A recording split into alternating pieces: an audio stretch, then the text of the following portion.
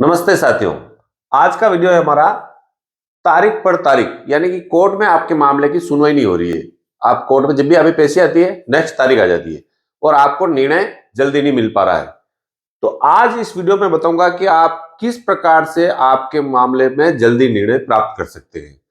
तो आपका मामला अगर लंबा चल रहा है और निर्णय आप चाहते हो कि जल्दी निर्णय हो जाए, तो ये वीडियो आपको जरूर देखना चाहिए, क्योंकि ये वीडियो आपके लिए बहुत ही ज्यादा हेल्पफुल होने वाला है। तारीख पे तारीख के क्या कारण है? देखो, कुछ कारण है जिनका सॉल्यूशन भी बताऊंगा। एक तो सामने वाले वकील साहब आते हैं, तारीख देके चले जाते हैं। दूसरा, कोई गवाह नहीं आ रहा है। तीसरा, अगर फौजदारी मामला है तो अभियुक्त नहीं आ रहा है। चौथा कारण, कोर्ट की तरफ से भी तारीखें दी जा रही है। और कुछ अंत में मैं कुछ विशेष कारण भी बताऊंगा और इन सब कारणों का क्या उपाय है उस पर भी अपन चर्चा करेंगे। सबसे पहली बात तो यह है, अच्छा, आप कमेंट से मुझे यह लिख के बताएं कि तारीख पे तारीख मिल रही है, ये कौन सी फिल्म में डायलॉग है ना? मुझे खुद भी याद नहीं, आप बताना। एक तो सामने वाले वकील साहब नहीं आ रहे, जिसके कारण तारीख मिल रही है। सामने वाले वकील साहब तारीख पे तारीख ले जा रहे हैं, उसके कारण एक वो तो आ नहीं रहे। दूसरा, उनको कोई जवाब देना है तो जवाब नहीं दे रहे, ठीक है ना? तीसरा, उनका कोई प्रार्थना पत्र है, उस पर वो बहस नहीं कर रहे, इस कारण से भी वो पैसे ले रहे हैं। चौथा, वो हमेशा अपने जूनियर अधिवक्ता को भेज देते हैं, ठीक है। और पांचवा कारण है, आपके आने से पहले ही वो पैसे लेके चले जाते हैं। यानी कि सामने वाले वकील साहब जो पैसे लेके चले जाते हैं, सामने वाले वकील साहब की तरफ से अगर आपको मामला लंबा चल रहा है तो उसके ये मुख्य ये कारण हो सकते हैं। अब आ नहीं रहे हैं वो, अगर इस प्रकार की समस्या है तो कोर्ट में जल्दी सुनवाई के लिए सुप्रीम कोर्ट ने कोर्ट को निर्देश भी दे रखे हैं, हर कोर्ट को। कानून में भी अब लगातार सुधार हो रहे हैं कि जल्द से जल्द निर्णय किया जाए, बस आपको उसकी जानकारी होनी चाहिए। अगर सामने वाले वकील साहब नहीं आ रहे हैं तो आप कोर्ट में, और पक्षकार भी नहीं आ रहा, तो एक्स पार्टी आदेश करा दें, सिविल मामला है तो सीधा आपके पक्ष में फैसला हो जाएगा। अगर वकील साहब सामने वाले नहीं आ रहे हैं तो, और पक्षकार भी आ रहा है, आ नहीं रहा है तो भी, या सामने वाले वकील साहब आए जवाब नहीं दे रहे हैं, तो जवाब देने का अगर सिविल मामला है तो 30 दिन का ही, 30 दिन में उन्होंने जवाब नहीं दिया तो आप प्रार्थना पत्र पेश करो कि जवाब बंद किया जाए। जवाब बंद होने के बाद अगली स्टेज आ जाएगी। यानी कि वो जवाब नहीं दे रहे हैं और कह रहे साहब ने टाइप नहीं हो पाया, आज लाइट नहीं है, आज ये कारण हो गया आगे।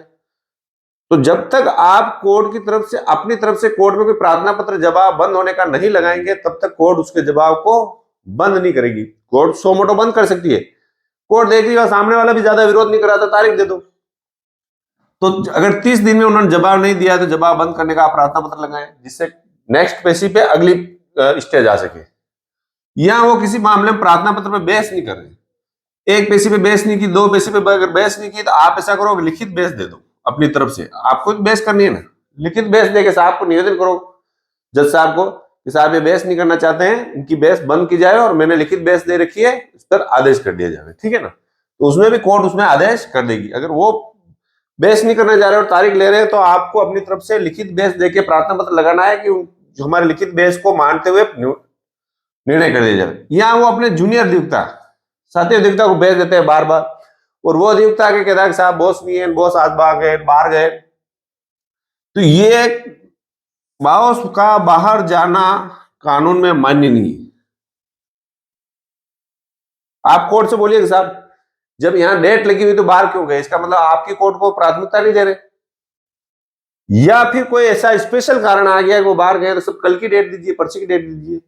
उससे क्या है, आप दबाव डालोगे और जज साहब को निवेदन करोगे। जज साहब हो सकता है कि उनका जूनियर अधिवक्ता आएगा, उनको बोलेगा कि आप बहस करो, जवाब लाके आप दो। नहीं देने पर उनके विरुद्ध भी निर्णय दिया जा सकता है, भाई इस फाइल में जवाब बंद कर दिया जाता है या बहस सुन ली जाती है, जो भी।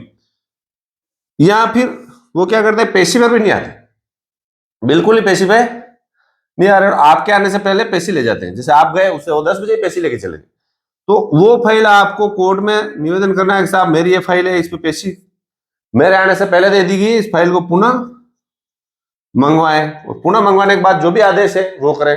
उन वकील साहब की वापस आवाज पड़ेगी, किस कारण से आप नहीं आए हो, क्यों आगे वाली तारीख लिए। यानी कि सामने वाले वकील साहब अगर पेशी ले जा रहे हैं और आप अगर उस पर रोक नहीं लगाओगे तो तारीख पे तारीख ही मिलती रहेगी।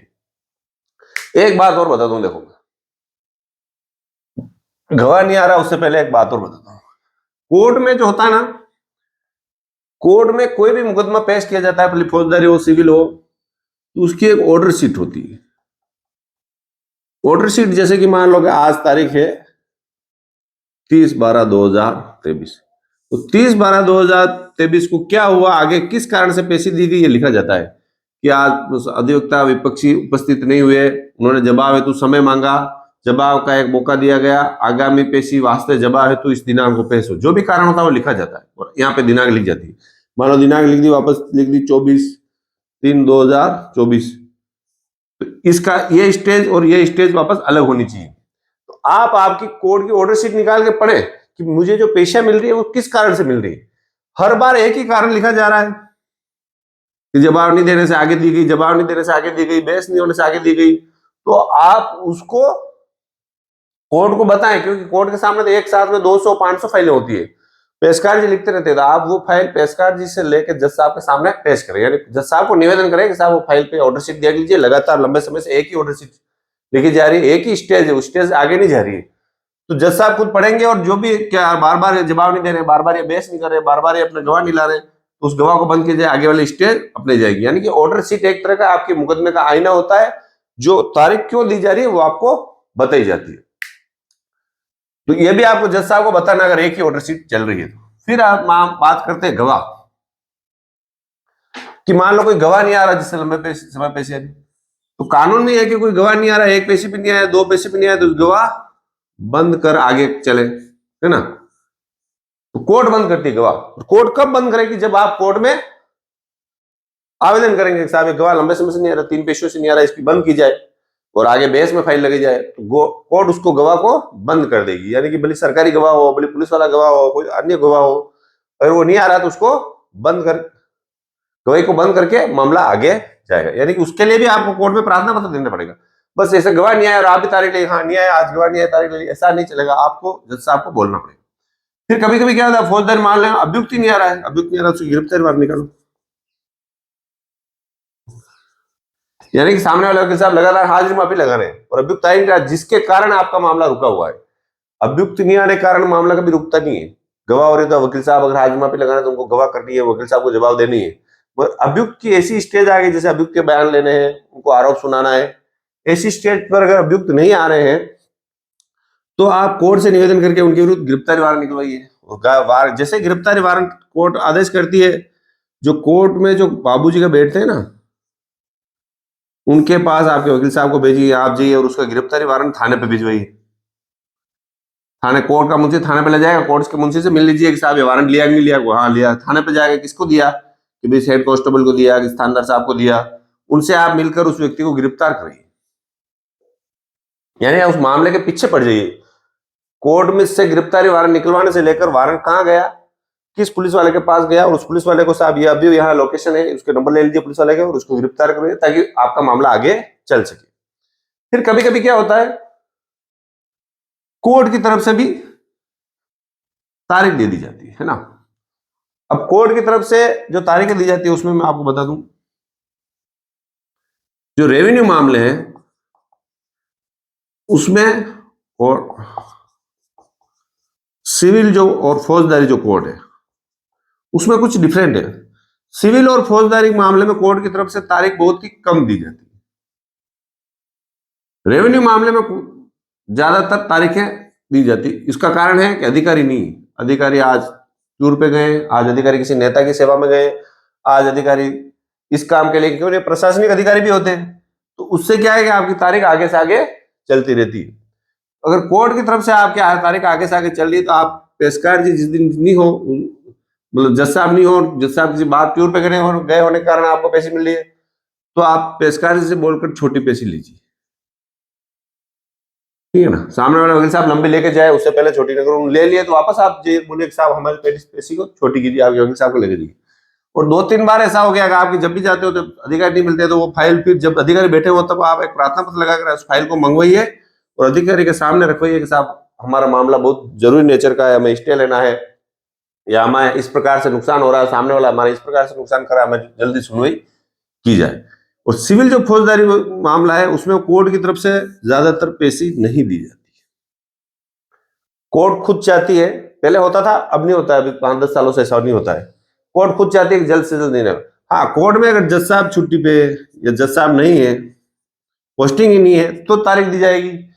इस प्रकार के मामले में तो कुछ दिन आपको सहन करना ही पड़ेगा। मगर बहुत ही अति महत्वपूर्ण मामला है, स्टे लेना ऐसा मामला है, तो जो लिंक कोर्ट है, यानी कि उस कोर्ट में जज साहब नहीं होने पर उसके मामले कौन सुनेंगे, जो लिंक कोर्ट होती है, वहां पर आप एप्लीकेशन लगाकर आपकी फाइल को वहां मंगाकर वहां पर आप सुनवाई करवा सकते हो। मगर वहां पर अर्जेंट नेचर के मामले सुने, जैसे जमानत का मामला हो गया, या कोई स्टे लेने का मामला हो गया, या कोई ऐसा मामला हो गया जिससे इतनी क्षति हो जाएगी कि उसकी बाद में पूर्ति नहीं की जा सकती, तो उसको आप सुनवा सकते हो, लिंक कोर्ट से सुनवा सकते हो। बाकी जज साहब अगर जब कोर्ट की तरफ से भी तारीख दी जा रही है, जज साहब है नहीं, तो आप एक कोर्ट में आवेदन कीजिए कि साहब मुझे इस कारण से बार बार तारीख दी जा रही है कोर्ट की तरफ से, तो मेरी मामले को जल्दी सुनने का निवेदन है, तो निश्चित रूप से अधिकारी सुनेंगे। अब मैंने बोला था हम कुछ अंत में मैं कुछ विशेष बातें बताऊंगा। कभी कभी क्या होता है कि आपको यूं लगता है कि यार नहीं, जज साहब तो यार मेरी बात सुन ही नहीं रहे, सामने वाले की सुन रहे हैं, तारीख दे रहे हैं, तो आप क्या करा सकते हो, आप फाइल को दूसरी कोर्ट में ट्रांसफर भी करा सकते हो। अगर आपको लगता है और उचित कारण है तो अन्य कोर्ट में आप भिजवा सकते हो। दूसरा, कभी कभी क्या होता है, आपके खुद के वकील साहब तारीख ले रहे हैं और आपको सही बात नहीं बता रहे, उसमें आपको क्या करना है कि जो कोर्ट की ऑर्डर शीट है ना, उसको निकाल के देख लीजिए, कहीं आपकी तरफ से तो कुछ गवाह पेश करने में बार बार आप खुद तो मौका नहीं ले रहे हो, या आपके वकील साहब जवाब देने में तो मौका नहीं ले रहे, आपके वकील साहब बहस करने में तो मौका नहीं ले रहे। वैसा कोई भी वकील जो मुकदमा लेता है वो चाहता है कि जल्द से जल्द निर्णय हो। फिर भी अगर कुछ मामले ऐसे हो जाते हैं तो आप ऑर्डर शीट से देख लीजिए, और आप ऑर्डर शीट में आपको लगता है कि आपकी तरफ से कोई कमी रह रही है, तो आप आपके वकील साहब को बताइए कि साहब हम क्यों तारीख ले रहे हैं, ऐसा क्या कारण है हम तारीख ले रहे हैं। आप ये देखिए, आप इसमें लिखा है कि हम खुद जवाब नहीं दे रहे हैं, हम खुद बहस नहीं कर रहे हैं, तो आप ये ऑर्डर शीट में निकला के लाए, आप इसमें देखिए, क्योंकि ऑर्डर शीट आप बिना वकील साहब की सहायता से आप खुद एप्लीकेशन लगाकर ले सकते हैं। यानी कि इन कारणों के कारण जो आपका मुकदमा लंबा चल रहा है, उस मुकदमे को आप शॉर्ट में शॉर्ट जल्दी निर्णय करा सकते हैं। आपका मुकदमा अगर किसी इन कारणों के अलावा किसी अन्य कारण से लंबा चल रहा है तो आप मैसेज करें, मुझे पूछे। ये जो मेरे नंबर दिए गए हैं, किसी प्रकार के मुकदमे जैसे फौजदारी, रेवेन्यू, सिविल मुकदमे में किसी प्रकार की कोई समस्या होने पर मुझे मेरे द्वारा कानूनी सलाह दी जा सकती। सलाह में मेरे को क्या करना है, आपको फोन करने से पहले क्या करना है, आपके पास कोई भी गौशाला है वहां पर 500 रुपए की रसीद कटाकर रसीद मेरे इस नंबर पर व्हाट्सएप करनी है। गौशाला नहीं है तो 300 रुपए मेरे इस नंबर पर गूगल पे करना है, जिससे मैं आपसे बात कर सकूं। ये मेरी नॉमिनी फीस है। गौशाला में आपने कोई भी गौशाला आपकी मर्जी हो वहां कटवा दे।